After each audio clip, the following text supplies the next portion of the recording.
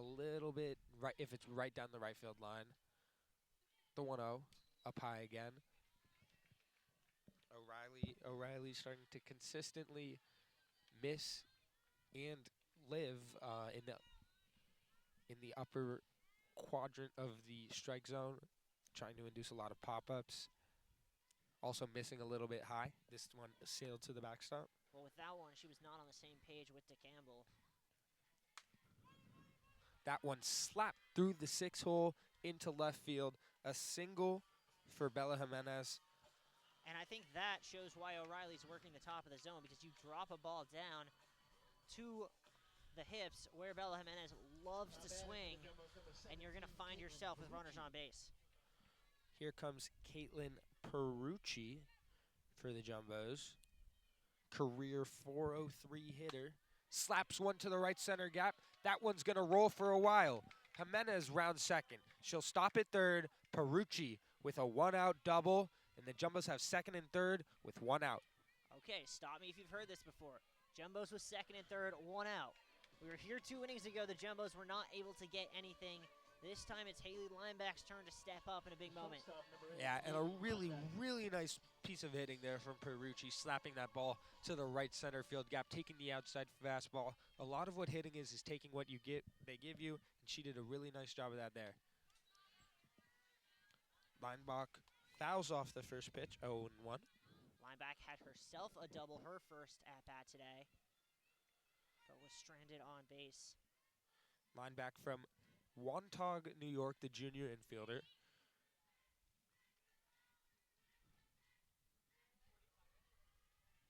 The 0-1. Up high again. 1-1. Lineback moved to shortstop this year and has shown off her defensive acumen, trying to become the 5th consecutive year with a jumbo shortstop winning the NESCAC DPOI.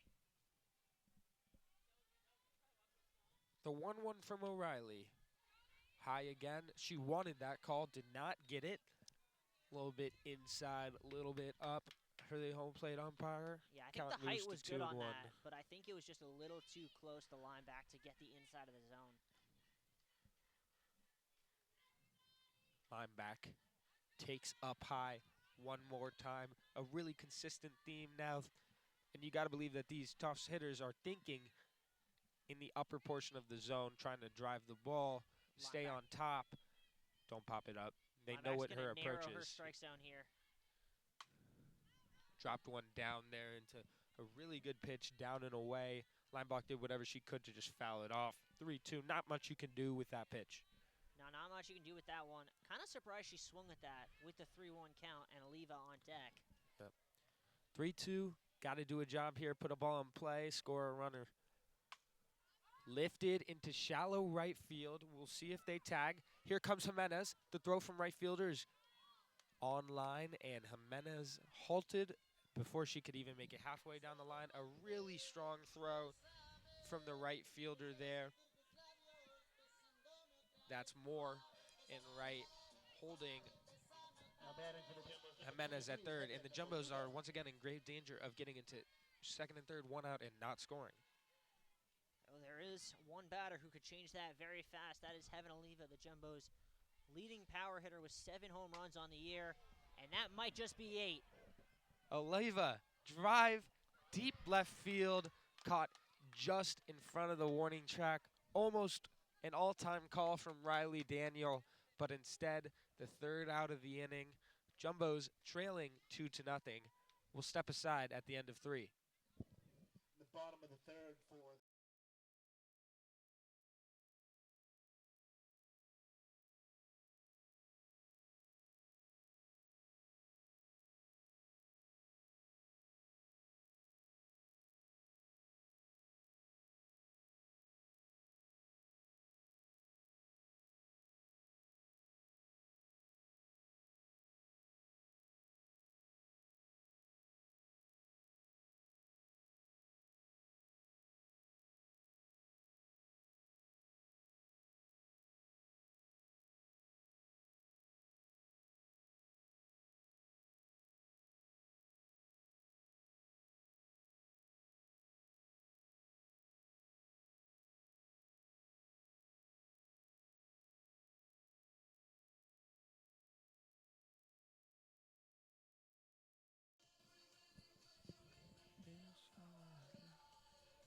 Welcome back here.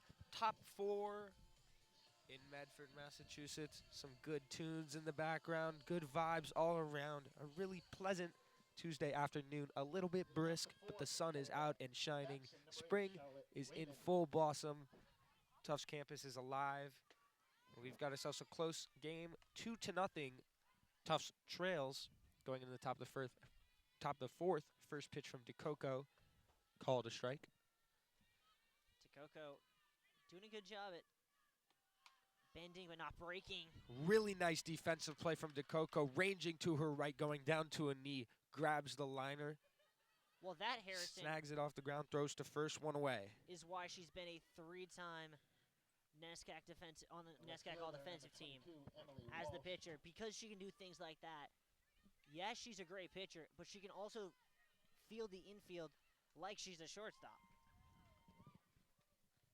Here's the left fielder, Walsh, last time up, grounded into a double play. 4-4-3 that was for those of you at home. That means the second baseman got it, tagged the runner, and then made the throw to first base, getting DeCoco out of a first inning jam, limiting the damage to only 1 run that inning. Babson was able to tack on a second run in the second inning, and that's where the scoring still stands as we go 1 ball, 1 strike, 1 out in the top of the fourth. That double play grounded into by Walsh, only the 4th time all year Babson's grounded into a double play. That speaks to their speed as a team that's been a little bit overwhelming for the Jumbos here, especially in the first and second inning. They were kind of running all over them. Second run scored on an error. It speaks to their speed, and it speaks to the difficulty of turning a double play in softball. Jumbos have only hit into 1 on the year. Softball really different from baseball in some ways that most may not realize. A game that is most definitely as challenging as baseball in its own ways.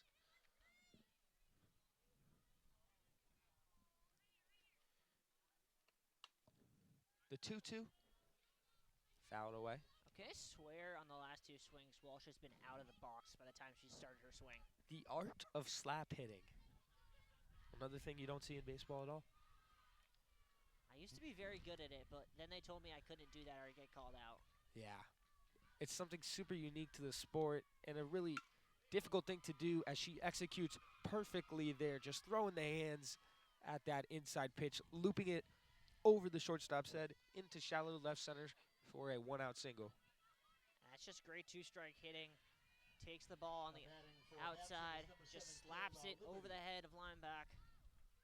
And we'll see if Babson does what they've done in the first and second, which is as soon as they got runners on base, they started to play small ball. La Liberty steps up, a 263 hitter on the year. Walsh with an aggressive secondary lead at first. Definitely has some speed, looking to turn on the wheels. DeCoco will deal 1-0 to La Liberty. That one's in there for a strike right down the middle. And what Tacoco's doing here is really smart. She's working the bottom half of the zone, knowing that if La Liberty makes contact, it's going to be a ground ball, which gives her infielders the best chance at getting 1, if not 2. La Liberty has only played in 7 games this year, her 6th, 6 of which she has started. This will be her 8th game, 7th start. Takes up high for ball number 2.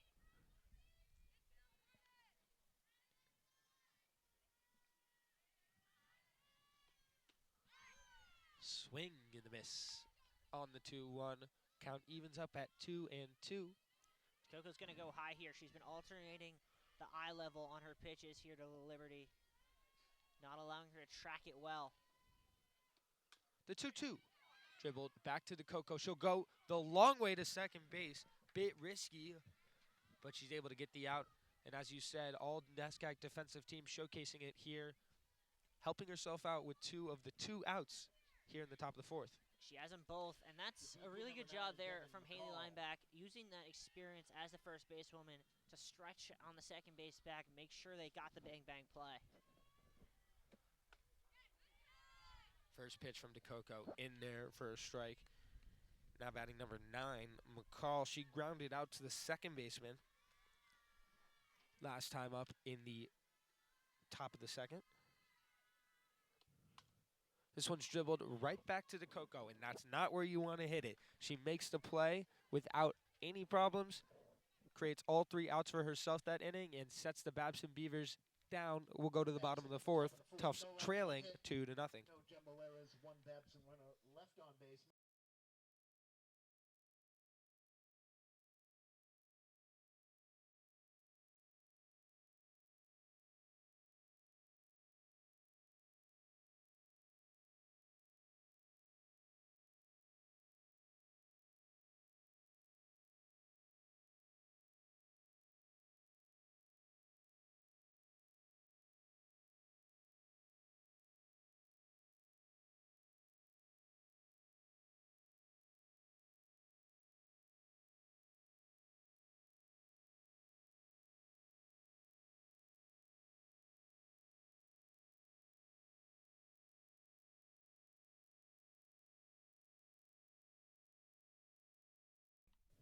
Back here at Spicer Field, Tufts trailing 2-0 as we go into the bottom of the 4th. This game going by pretty quickly here. It is, and Number 19, Harito, will step up the lefty. Last time put together a really good at-bat, but struck out. She'll try and get on base and see if she can get over and in for the Tufts' first run, erase that 0 off the scoreboard. First pitch outside. I've been given the outside corner all game. That one a little too far. They have both teams getting used to that. They're also getting used to stranding runners on base as now. Jumbos have stranded 4 in 3 innings. Babson stranding 5 and 4. The 1-0, a little high. O'Reilly's had a little bit of trouble with the zone in these past couple innings, as number 12, I believe, continues to warm in the Babson bullpen. The 2-0. Up high once again. That has been the difference. The efficiency with which Jacoco has gotten the outs. 1 earned run, gotten through 4 innings and only 40 pitches, versus this will be number 60 for O'Reilly here.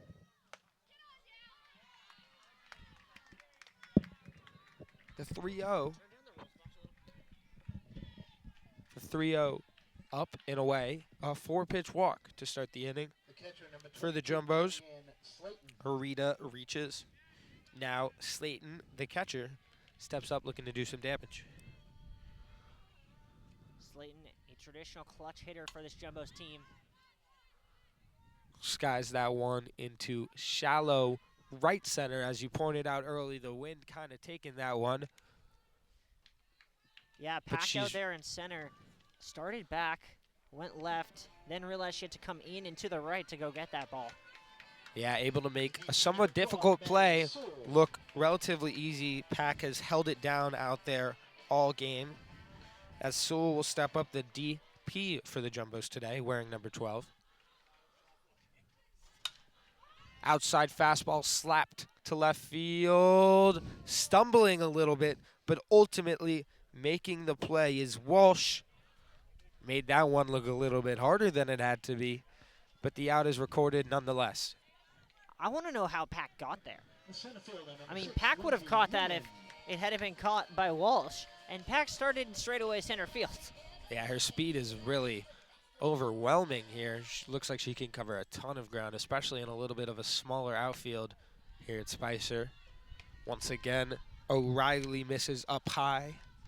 And it seems like every inning, she has a little bit of trouble finding the zone at the start, but is able to settle in really nicely and do some fly balls. We've seen a lot of those, and weak contact.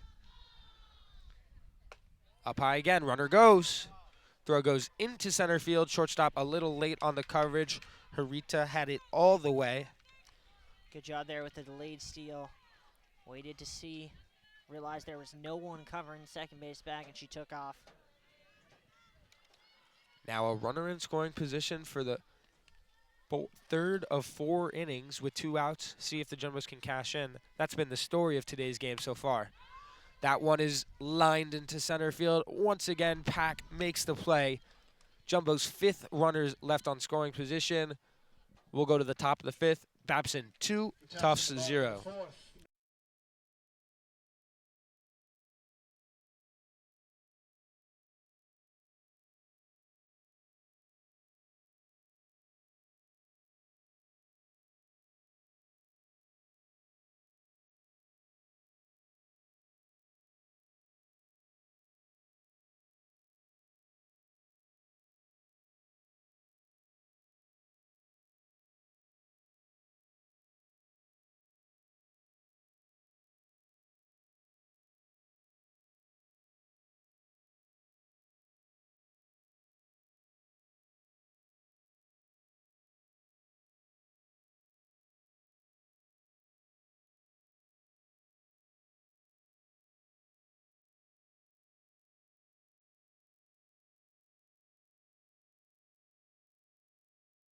Back at Spicer, top 5. Sophie DeCoco, a little bit of a rough first 2 innings, although that second run will go down as an unearned run on the air by the Jumbos. But she's done a really nice job of settling in. Only at 46 pitches here. Super efficient. Jumbos looking to get some length out of her and ultimately a quality start, which she is looking to put together. I think they want length out of her, and I also think if they can get it, they'd love to have her available tomorrow for their trip to Endicott. Yeah. Maddie DeLong, the 9-hole hitter and the third baseman, squares bunt. She's 0 for 1 on the day. Both Oliva at third and over at first, Perucci are in front of the bags. Maddie DeLong hitting .250 on the year, takes a strike, 1-1. Count goes even as the sun sets over beautiful Spicer Field. Okay, it is 4:45. That is Well, not the sunset. it's starting to get dark somehow. Fouled away, go 1-2. Watch out, spectators. Not really paying attention to the game. Didn't even notice that the foul ball was hitting their direction. Calling them spectators might be generous. They weren't really watching. Future spectators seems to be walking towards us. 1-2. In the dirt. Nicely done blocking by Slayton. 2-2. Slayton's done a really nice job holding it down behind the plate for the Jumbos today, facilitating her pitching staff and doing her best to keep runners in check. DeCoco looks into the third base dugout for the sign. Now the 2-2. She wanted it, missed a little low, little outside. Count will go full as the Babson Beaver dugout loudens.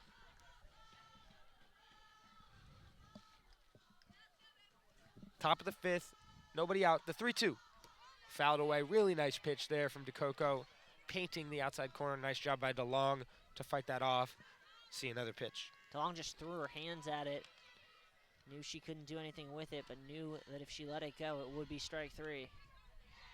3-2 one more time. This one's dribbled to third. Going to be a tough play. Got to go fast. Gets him at first. Gets her at first. My mistake. Really nice play from the third baseman, Oliva. 1 away. And a great job on the other side from Perucci with that long stretch that made the difference there on the bang-bang play. Sarah Moore, the right fielder, will step in. She's 2 for 2, a dribbler, and then a really nice piece of hitting, slapping a line drive down the left field line. She'll look to get things going again as DeCoco paints the outside corner that time, 0-1. You almost feel concerned for Perucci and Oliva in, because if Moore decides she's going to swing this time, she could hit the ball really hard. We've seen that early. The perils of playing softball. Bunt. DeCoco once again does a really nice job fielding her position as the second baseman covers the bag, 2 away. That is the textbook coverage scheme for a bunt. You have your corners crash, you have the second basewoman cover the bag, and a great job by this experienced right side of the infield getting over, getting to their spot, and Jimenez knew exactly where that throw from DeCoco was coming. 5 years playing together will do that. DeCoco doing a really, really nice job fielding her position, seriously improving her performance as a whole. Once again, dribble to DeCoco. She's got it one more time to throw a little wide, but Perucci does a nice job bringing it in. And another 1-2-3 inning for the Beavers. Jumbos will look to finally get on the board going in the bottom of the 5th. Babson goes 1-2.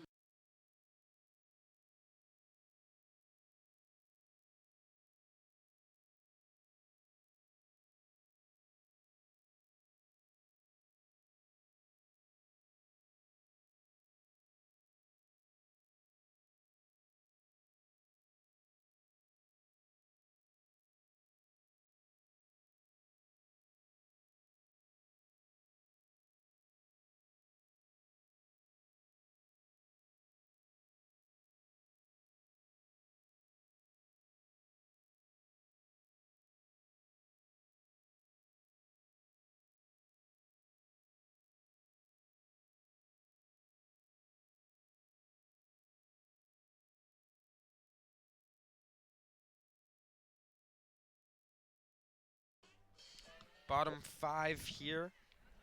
Jumbo's looking to get on the board. They'll have 9-1-2. The right fielder, Kawabe, number 27, will lead off. She's 0 for 1, fly to center field. And Riley, we were talking about this during the break, but looking at my scorecard here, and it's an astonishing amount of pop-outs for the Jumbos, 10 in total. Yeah, they've gotten under the ball a few too many times today, and it's been a problem because of those 10, 5 of them have been with runners in scoring position to end innings and squander chances. O'Reilly, my mistake, has recorded 12 outs, 10 of which have been through the air. And all 10 of which have been in the bottom 2/3 of the Jumbo lineup. Kinda. 1-1 to the 9-hole hitter.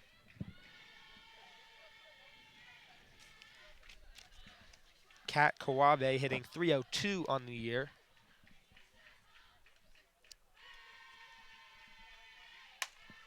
Pops that one up again. Right fielder barely has to move.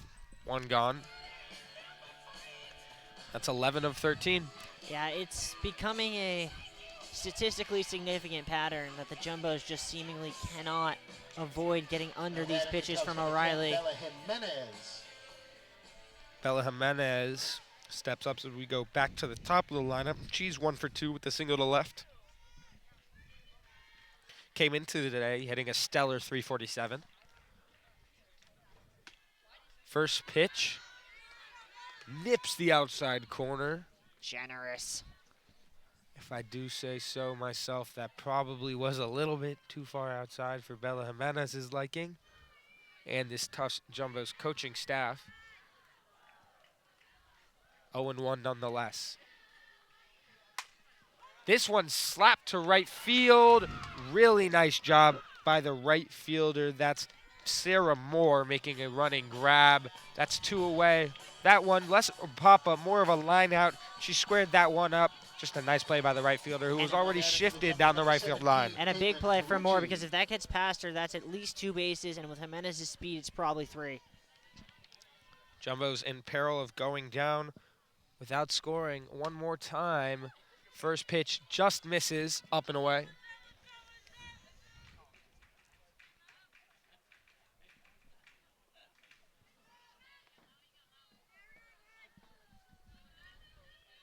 Just 4 hits for the Jumbos here through 4 2/3 innings. The pitch. Gets the outside corner. 1-1. They count on the number 2 hitter, the first baseman, Caitlin Perucci.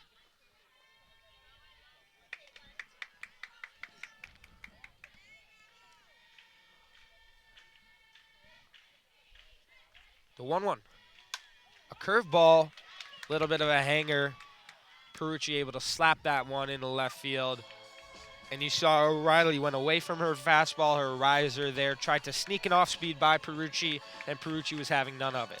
Well, that's the thing about a curveball, right? It works when you fool the hitter.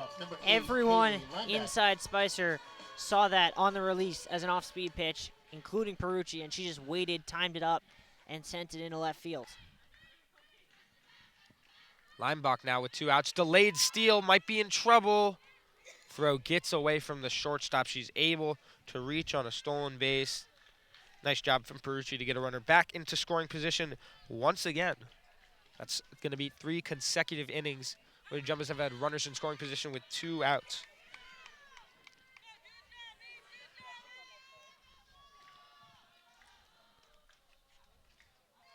The 1-0. Fouled away. That ball was smoked down the right field line.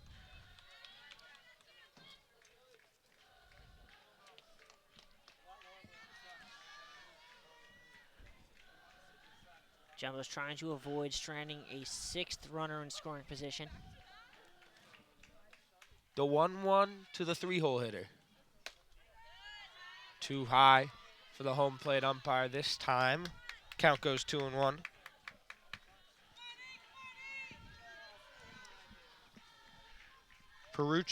Leinbach, my mistake, 1 for 2. Double down the right field, or double over the right fielder's head in the first inning. O'Reilly really wanted that one. She had a verbal reaction towards the umpire. Had some words to say. Count will go 3-1 nonetheless. Big pitch here for the Jumbos. Up high one more time. And a walk for Leinbach, which will bring up the ever dangerous Heaven Oliva. And we were in this exact spot 2 innings ago with Ferrucci and Lineback on the bases for Oliva when she hit one to the warning track out in left field. Has a chance for some redemption here. Oliva has been subject to the O'Reilly riser twice now, flying out to the second baseman and narrowly missing a home run to the left fielder. She's 0 for 2 on the day. But she comes into today's game hitting .343, as you said earlier, 30 hits on the year, 5 doubles, 7 home runs, slugging at a .624 clip.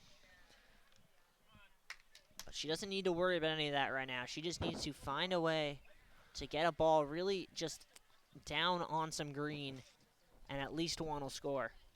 Little talk with her third base coach before Oliva steps into the batter's box for this pivotal at-bat. Jumbo's trailing 2 in the bottom of the 5th. Oliva presents the go-ahead run at home plate. The 0-0 line to center. She got a good read on it, but it's off the base of the wall. 1 run scores. Here comes a second. There's going to be a play. No throw as Oliva ties it up. A screaming line drive over the center fielder's head. And just like that, this game is tied at 2. Yeah, absolutely perfect swing from Heaven Oliva. Let that ball drop to the sweet spot and just tattooed it off the 220 mark. And for all the defensive acumen we've seen from this Babson squad today, gotta question that relay. Looked like they at least had a chance to make a play at the plate, but no throw whatsoever from the shortstop. And the Jumbos tie it up in 1 pitch. And with that, it looks like the lefty O'Reilly's day will be done. Incoming number 16 for the Babson Beavers. Babson gonna bring in their ace there in Cameron Whitford with a 1.9 ERA, a 107 whip. She has 8 wins on the year, including 3 shutouts, and really a strikeout first pitcher with 93 in only 84 innings of work. A really strong outing from O'Reilly. Went 4 2/3, 6 hits, 2 runs, both of which were earned. Walked Ladies and gentlemen, your attention, please. just Pinch running to 1 Jumbos batter. out at second base. Number 1, Sarah Cullen. Induced And now a heck ton of for pop-ups Babson as well. is number 16, Induced 11 of them. Cameron Whiteford. She is responsible for the runner on second base, who is now Sarah Cullen, who's going to pinch run for Oliva. That is another unique thing about softball, the ability to pinch run and then substitute back in. Yep. Allows the Jumbos to bring in Sarah Cullen just to be a pinch runner. Speed always an important Now batting factor for the Jumbos here is in the left fielder, softball. Number 19, Lauren Urita. Harita steps up. She walked last time. 2 walks on O'Reilly's line, my mistake. First Ball in pitch dirt there. looked less like a pitch, more like a bowl. Count will go 1-0 on Harita, the lefty. This time facing a righty, perhaps a bit more of a favorable matchup. The 1-0 looked to be a little down and away, but she slapped that in nonetheless, fouls it off into the lovely cherry blossoms of Medford, Somerville, the surrounding area of Tufts. The 1-1. Swing and a miss, a weak swing, a bit of a sword, if you will, from Harita. Yeah, Whitford did a Harita- really good job of getting that one in on the hands. Harita looking fastball, was not expecting the off-speed stuff. The 1-2 up high, 2-2. Big pitch here for Harita. Trying to jump on this new pitcher, Whitford. Give the Jumbos this lead in this pivotal midweek. conference game. 2-2 up and in, hits her on the elbow guard. Not a single flinch from Harita. That's She'll impressive. be all right. She'll reach on the hit by pitch. That'll bring up Slayton, the catcher, with 2 outs and 2 on. Could hear that hit the elbow guard very audibly and could hear the crowd's reaction. The catcher, number 22, Carrie Ann Slayton. Here's Carrie Ann Slayton, 0 for 2, grounded to third and flew out to center in the 4th. Jumbo's really making this Babson pitching staff work now. 1-0.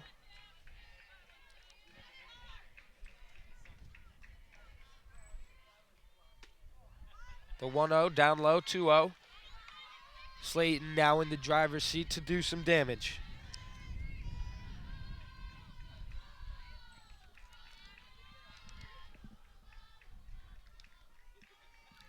Here's the pitch. That one's floats in there for a strike, 2-1. Good take there from Slayton. Yeah, she knew it was a strike, but wasn't a pitch she could really do much damage with. And in a 2-0 count, let that one go, see another, get your pitch.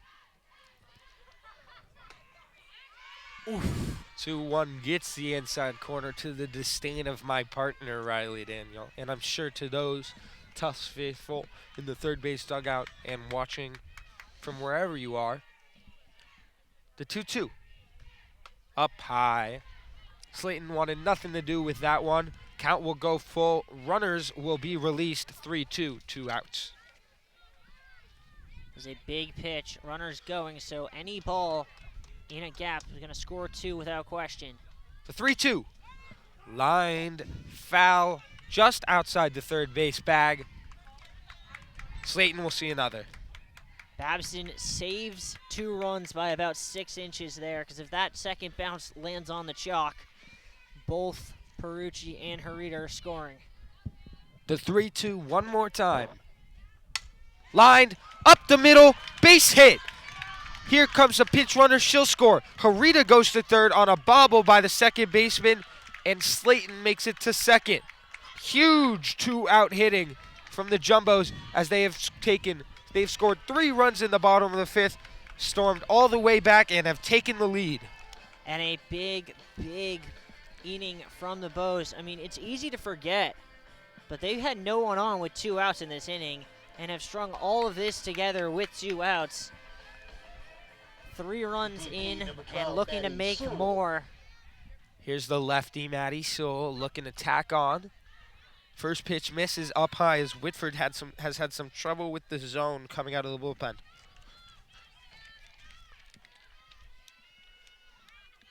(3-2), Tufts now leads.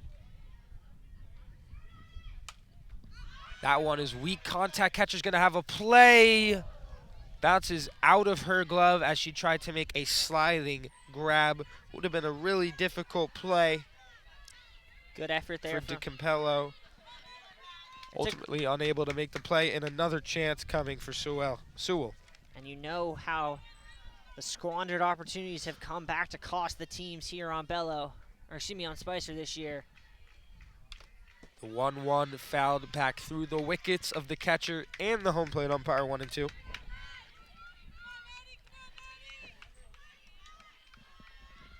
This crowd at Spicer Field has filled in nicely, rooting on dearly for their Jumbos.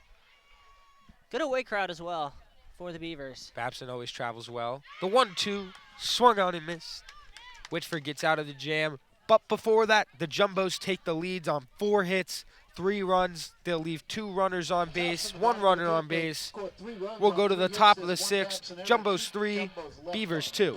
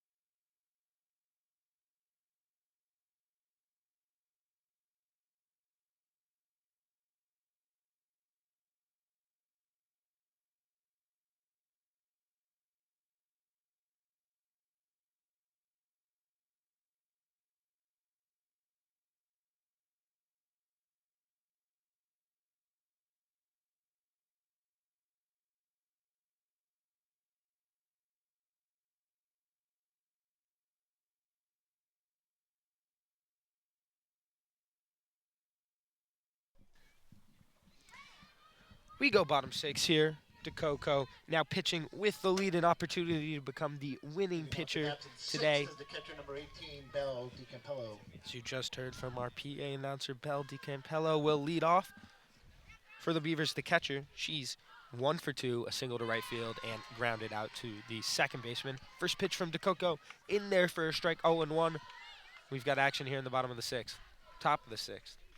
Babson needs to get their bats going again. They were 5 for their first 10. Since then, 1 for 10.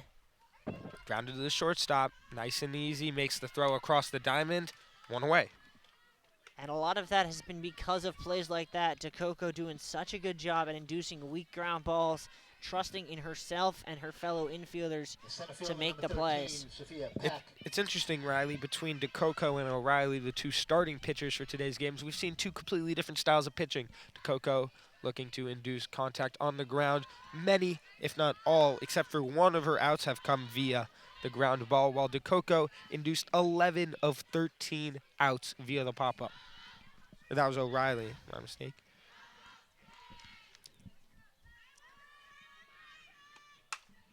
Grounded to the third baseman. Oliva makes the throw across the diamond. 2 gone, just like that in the bottom of the top of the 6th.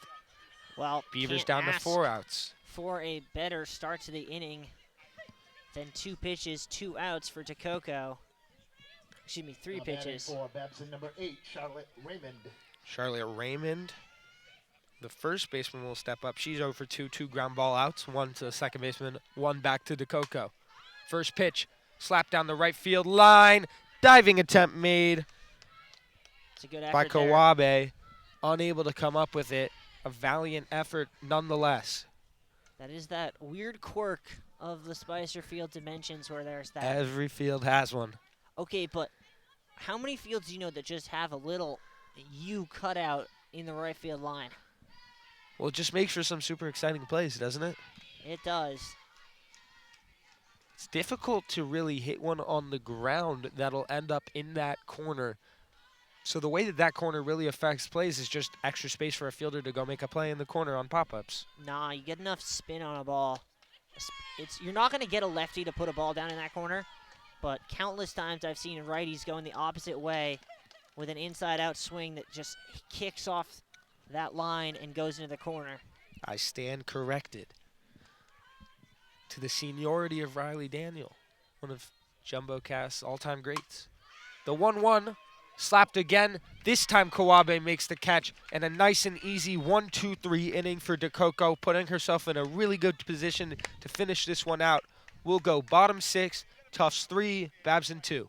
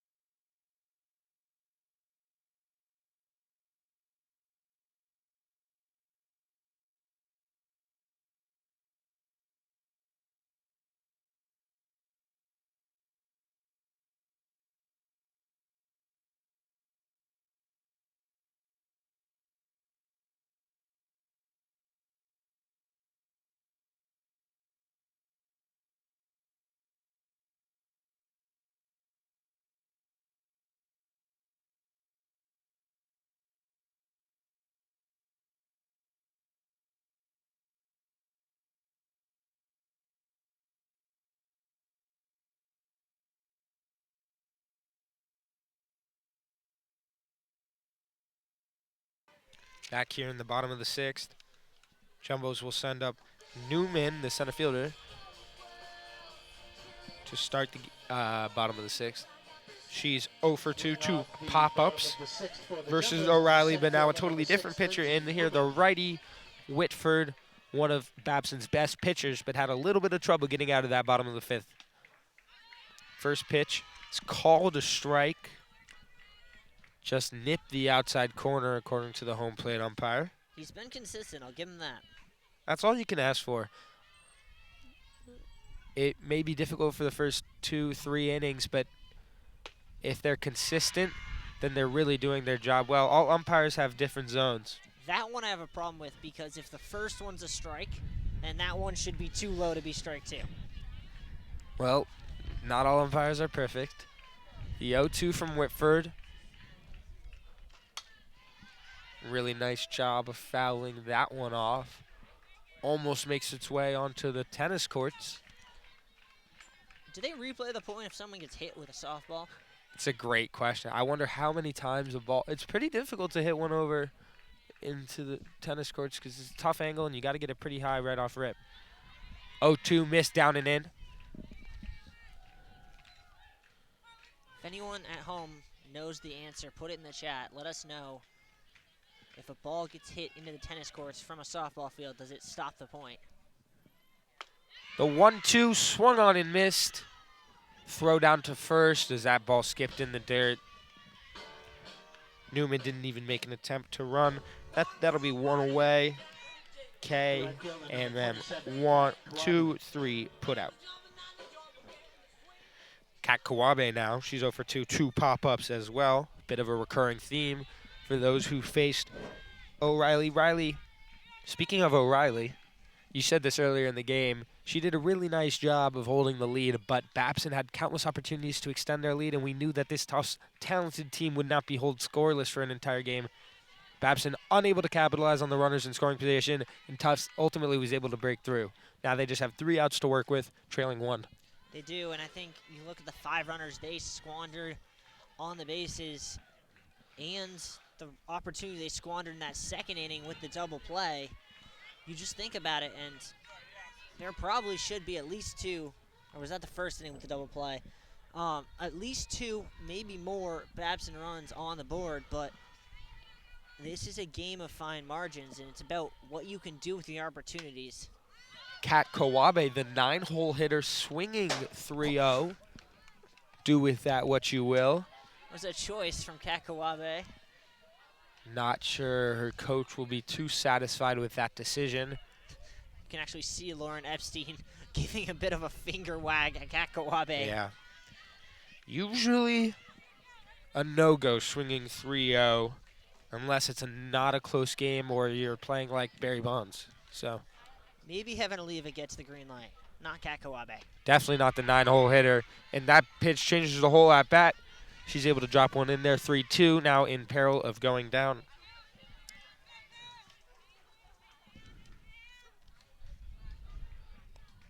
The 3-2 from Whitford.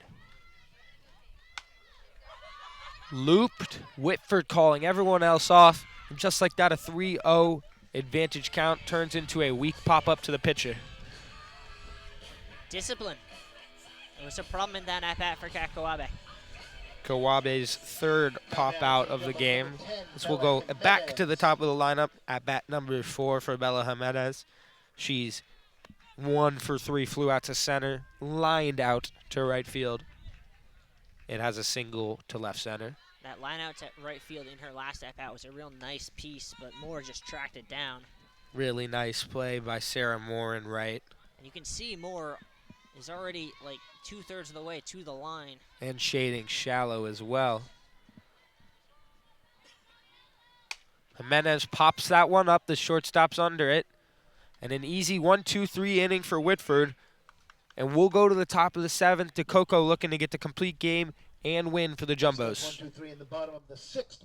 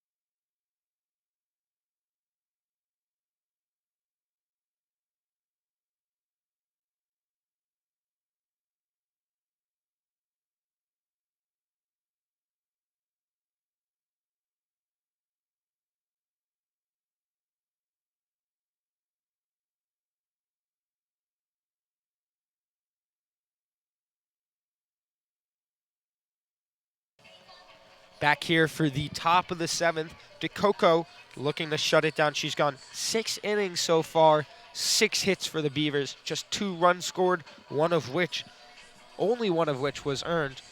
DeCoco done a really good job weathering the storm in the first 2 innings, put yourself in a really good position to finish this game out and give the Jumbos a much-needed, very important 18th win of the year. The lefty, Emily Walsh, leads off. As the first pitch is in there for a strike. Walsh reached on a single in the first inning, an infield single, and then singled to left in the second inning. Done some damage off the lefty DeCoco. Slaps at that one, foul down the third baseline. 0-2 DeCoco already out in front and in control.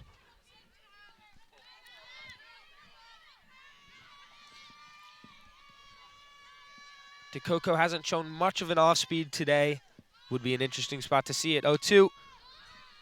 Stuck with the fastball on the outer half. Slapped the other way. Good job by Walsh. Fighting it off. Walsh has been consistent. She does not stay in the batter's box. And she really is looking to hit the ball to left center. Not much of a pull hitter. I'd like to see DeCoco get one in on the hands. She went outside again. Fouled it off. And, you know, with the slap stance, or slap approach, you're kind of running out of the batter's box as you're swinging, right? And that allows you to extend your hands to left center field gap. But if you get it in on the hands, I'd imagine it'll be very challenging for Walsh to do damage with. The 0-2. Outside again. I agree with that. I also don't know if Walsh is trying to do damage as much as she's just trying to get on because yeah, that's she what I has mean. such Yeah. speed. Yeah. She gets on, and the Jumbos are going to have to really lock in defensively. Walsh 3 for 3 on the year on steals. The 0-2 dribbled back to DeCoco. She makes the play, one away. And what a theme that has been. DeCoco and her defense. It has been a theme on the day. DeCoco with her 4th put out of the 5th put out of the game. Really impressive job done by the pitcher, really helping herself out. Very rare to see the pitcher leading the team in putouts. Obviously, that is outside of the first baseman. While Liberty takes a ball that just missed. DeCoco did not like that call. Beaver bench coming to life here as they're down to their final 2 outs. That one in off speed, missed down. Slayton does a good job of blocking up. 2-0. What you don't want to do is put La Liberty in a position to do damage and change this game with one swing. Just 2 home runs on the year, but she definitely has the power to put one out down the left field line. 2-0, grounded to the first baseman. Perucci gets over, and just like that, the Beavers are down to their last out. Jumbo's defense really showing out here today. What a job by DeCoco so far. As I said, she weathered that first and second inning storm and has been completely dialed in since then. So it looks like we may have a pinch hitter here. Yeah, it is going to be one. Number 15 for the Beavers. That's Allie Cubberly. Cubberly with 28 at-bats on the year, hitting 250. For Babson is number 15, Allie Cubberly. Cubberly will step in the 7th inning, down to the last out. Definitely a tough spot to be put in as a pinch hitter. She takes a first pitch strike. DeCoco is in command here. We're at Spicer Field here on a Tuesday, the 0-1. That one misses outside with Nescac versus New Mac action.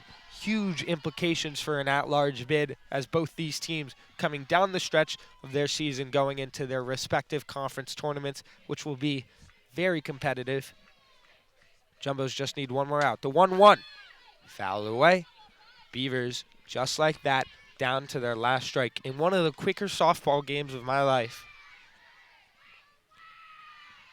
The Beavers are going to have to scrape and claw to get back into this game.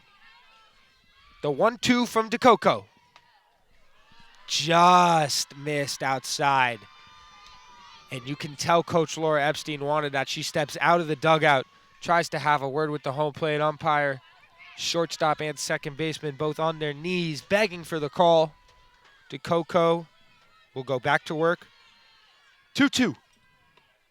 Fouled away. Nice job by Cubberly there, weathering this storm.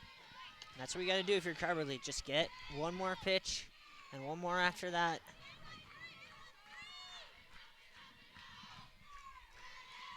Cubberly versus DeCoco. The 2-2. Fouled away again. She's living on the outer half, and Cubberly doing a really good job just fighting that off time and time again.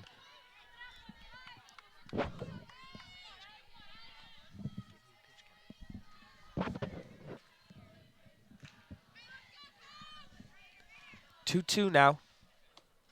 Fouled off again. This time she went inside. DeCoco at 78 pitches on the game. Done a really good job being pitch efficient here.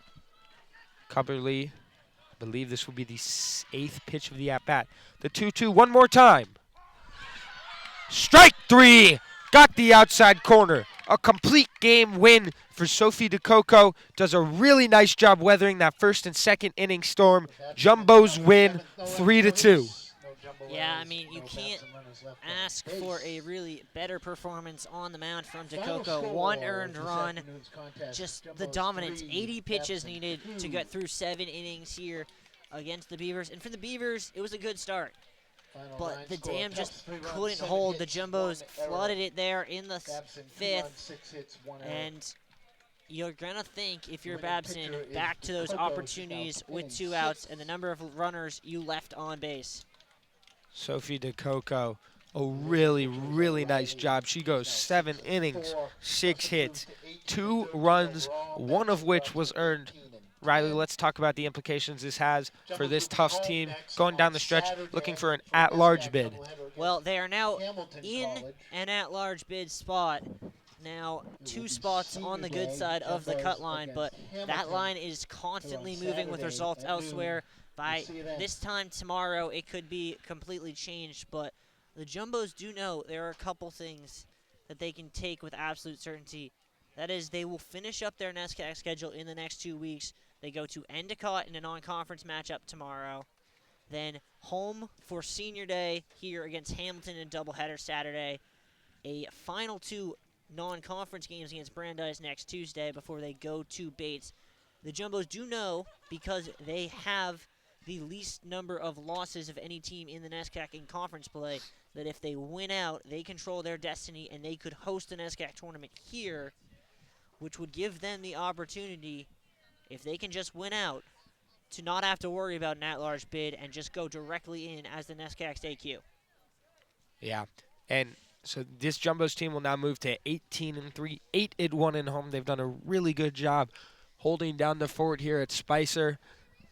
So we're entering the final stretch of the NESCAC playoff or NESCAC regular season. We'll look to make a push in the NESCAC playoffs. Final score: Tufts 3, Babson 2.